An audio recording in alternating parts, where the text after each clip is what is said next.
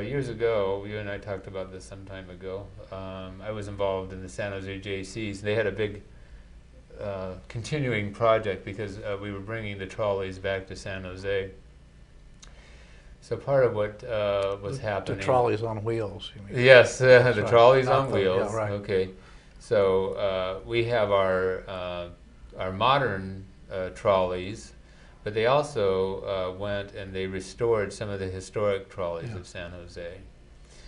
And so it was actually involved in ripping these things to pieces and refinishing the wood, resanding each little piece, and they had a trolley master engineer to direct this and so forth. And so anyway, so I took my kids down. I said, now you sand this and so forth, and then when you see these trolleys running someday in San Jose, you'll remember that you helped to get this thing back on the street again. Yeah. So anyway, so to actually sort of participate in history, if you will, you know, I think that's pretty awesome. Another thing that I've seen is I've studied sales letters of different organizations, and some of them have actually requested people to be volunteers to serve on their vacation, spend their vacation, for example, to go and work on an archaeological dig. And so again, you're having an opportunity to actually participate in this work. You're giving your time, giving your vacation, but you know, it's a blast. Okay, so... Well, again, you're coming together with other people, Yeah. and so you're sharing your experience, and yes, it is very fulfilling, and you meet new people, and you have something in common Yes. while you're working on it, and I think it's a great idea. And there have been schools in the area, I know, that they've gotten volunteers, or churches that have gotten groups of kids together, teenagers, and they will go to Mexico or whatever, and they will go and build homes. Yeah. And these are just awesome things to do.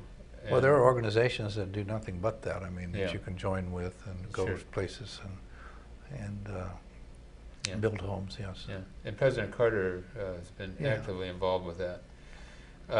And we have a lot of local community service groups too. So we've got like Martha's Kitchen. Some people give up their Thanksgiving To go down and work there. Go down and work right. there. Yeah, right. And so tell the kids, this is what we're doing for Thanksgiving. Right. I mean, that could be, Right. you know, something that you could think of. The Salvation Army.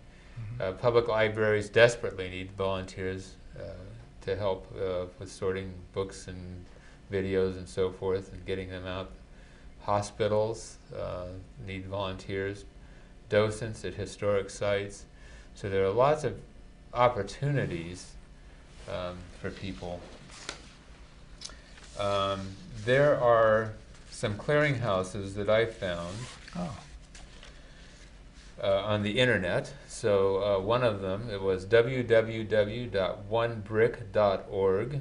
Another one, www.rootsandsshoots.org. And another, www.smartvolunteer.org. So these are some places that people can look, particularly in our Bay Area here, and do a little looking. If you're looking for opportunities, you can find them. And also, we've had things in the newspaper. So the San Jose Mercury, I believe, each year they say, you know, here's some people that need some help. Yeah. So make-a-wish type of a thing. And they also, though, have other things, you know, of community service groups that need help. So these are different things that people can do. Okay. So there was a quote that you gave me one time, and maybe I can let you talk about it a little bit. People don't give money to causes, they give to people who have causes. So maybe you can expound on that a little bit. Well, it's I didn't make that up. Okay, I mean, I'm sure you stole it from somebody else. No, But that's been around for a long Okay. time, and it's a mantra in the of those people in what we call development work. They're professional fundraisers, and okay. and so that's why they go to recruit people like you and me, and then ask you to go and solicit your friends because Sometimes reluctantly. Yeah, well, you feel a bit manipulated because they're there and you're friends and you don't want to insult them, and then you don't want them to think less of you, and so then you make a gift, and then you realize, well, there's a thing, another thing called the gift of convenience. Yes. So just to get you to go away, they give you $10, and here, $10 go away. But everybody knows that that there's somewhere in there there's a real gift, and otherwise it's just kind of a go away. And so, but that is true that on our own we are reluctant to just spontaneously decide we're going to write a check to some organization because we saw some solicitation. It's much more higher probability if somebody who's supporting that organization asks you to join in. It's not easy to do that. None of us, asking people for money is a hard thing to do, but it has its rewards too.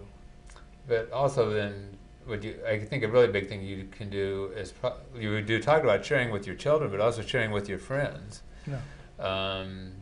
Or your acquaintances or whatever. In other words, when you're talking about the things that you enjoy, if you can talk about these community activities that you really enjoy and you get so much personal benefit and satisfaction from, and share that experience and maybe invite for them to be involved.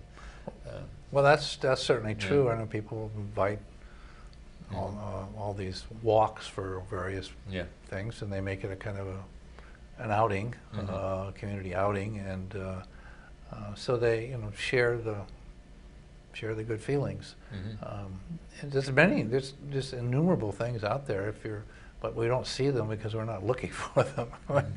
And if you're looking for them, you can find a lot of them, but there's this reticence to just pick up the opportunities and go out and do something.